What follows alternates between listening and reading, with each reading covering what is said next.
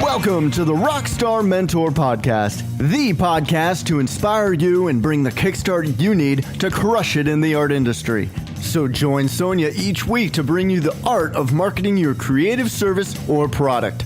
You've got questions, we've got answers. It's Fan Mail Friday, and we are here to answer questions to get your weekend started. Now, your creatively energetic host, Sonya Paz.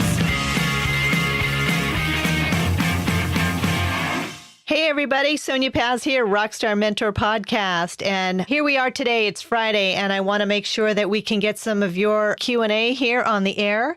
And this is Fan Mail Friday, and this is something that I want to do because I know a lot of artists have exhibitions either tonight or tomorrow or sometime during the weekend.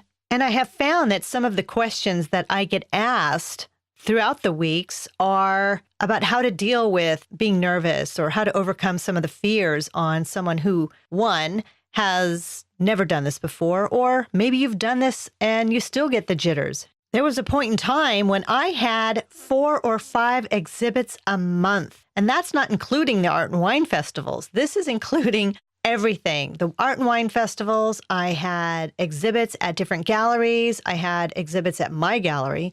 And I cannot even start to tell you when Jitterfest Central would hit.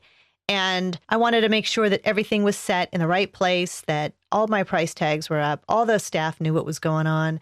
We had enough food and drink for everybody. So this is just to let you know that what you're feeling is totally normal. This is not something out of the blue. And I know for a fact that even people who are singers and performers on a full-time basis as well encounter the same nervous tension, anxiety, so it's totally fine. What I want to make sure that I address for these Fan Mail Fridays are that if when you write in, that I can address your question on the air, you can hear it, feel empowered, feel like you're on top of the world, you're going to totally rock the exhibition, you're going to totally kick butt at the art show that you're going to be in. And when you feel this way, it also brings everybody else around you to have a sense of ease. And when you feel this way, it resonates with others and people will start feeding off of that really positive energy. So I'm just ecstatic that you are here listening and tuning in so that you can get that kickstart that I'm going to give you. Now, I do have a question here from Allison in Baton Rouge, Louisiana. She says, I am all over the place with my art style.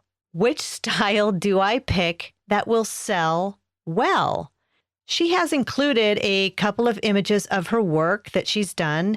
There are actually 3 here. One of them is a heart inside of a coffee cup. The other one is a still life of sunflowers in a blue vase. And the third is a scene with jazz musicians and their instruments playing on a very bustling street. And it's very abstract. So first of all 3 of these pieces of artwork that she has sent over are completely different. Not one, I would not be able to look at this and say, oh, I know this artist, I know this voice.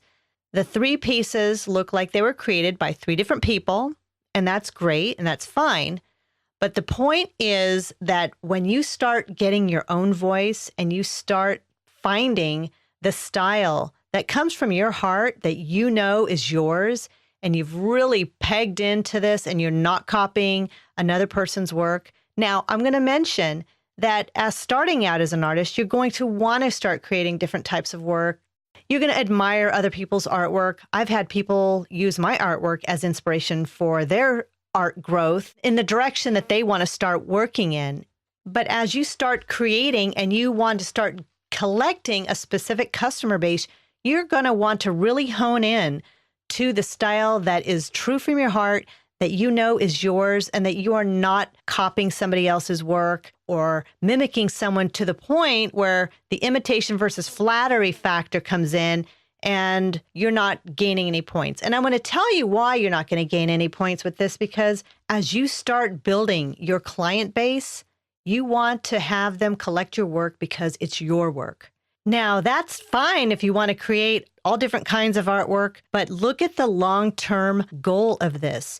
When you have customers that come back to you over a period of time that want to collect, they're going to collect you because they're going to want to add that same voice and that same energy and the passion of the work that you put into it into their home, office, or workspace. Now, if you're creating, let's say, all the sunflowers, then maybe they want something in that same style of art and you've moved on. Let's say you're now painting Golden Gate bridges. Well, that's not necessarily going to be the look and the feel that they're going for. Plus, when you sell your artwork and you do get a customer, or I should say, when you do build your collector base, they want to add artwork to the existing body of work that they've collected. So if you can see how that's really starting to make sense, they're not just buying one. Maybe they are. Maybe they're just buying one piece. That's the only piece that they're ever going to purchase from you. And they're fine with that. And you're fine with that. However, you are also building relationships with this transaction. This is something that I had never thought in a bazillion years, that when I started selling my artwork back in the late 90s, that a lot of these folks that I am selling this to would turn out to be some of the greatest friends. And I feel truly blessed because I think that's truly a gift. So when you're selling and building those relationships, think about the long-term goal, not just the now. What are you doing? How are you framing your pieces? How are you presenting it? How can these pieces be added to a collection in the future? So I hope that helps answer the question about honing in on one style. Don't create art because you see other people creating that art and making money from it, because they've already done the legwork. They've already done the portion of the relationship building, and they have gotten a customer base, or they're building up a customer base because they have a soul body of work. If you're all over and you've got 15 different paintings in your booth, or if you're at your exhibition, the message that you're sending is, hey, look at me. I can paint all these different styles. I really haven't honed in on my own style yet, but come look and buy my stuff. Big mistake. Take the time to really find what is true inside of your heart, what really drives you. Try not to think about how many pieces am I going to sell of my eclectic all over the place art. Think about what you're going to do moving forward, building those relationships. And this is an amazing way to also start getting commissions, when people will see what you're doing and want to incorporate your artwork into other collections throughout their home or office. And I can tell you that the rewards will be substantial. So Allison from Baton Rouge, I do hope this helped out. I do hope that when you start doing more shows, that you totally rock it, that you kick some butt in the process. I want you to keep up with me. I want you to subscribe and listen in on more podcasts that we have here at Rockstar Mentor. Please send photos of your progress. I would be thrilled, and I would love to also post some of your progress photos on our website, as well as sort of the before and afters that we're going to be doing in upcoming episodes. Be sure to subscribe to Rockstar Mentor, and if you haven't been to our website yet, simply go to rockstarmentor.com, and there are some freebies and some very cool tools that I have to offer you when you sign up to keep in touch with us. There are a few ways to get a hold of me directly. I am Sonya Paz, and you can reach me directly on the website at rockstarmentor.com.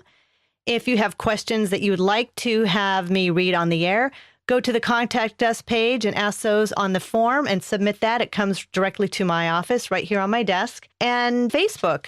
We have a couple pages on Facebook. One is a page and one is a group, both at Rockstar Mentor. And you can ask questions there. If you're on Twitter, we are actually at hashtag or at #CrushItMentor. And that comes right directly to us. If you have questions or you want to follow us there, please do so. I am here to help you, and I am really enjoying this whole format of podcasting.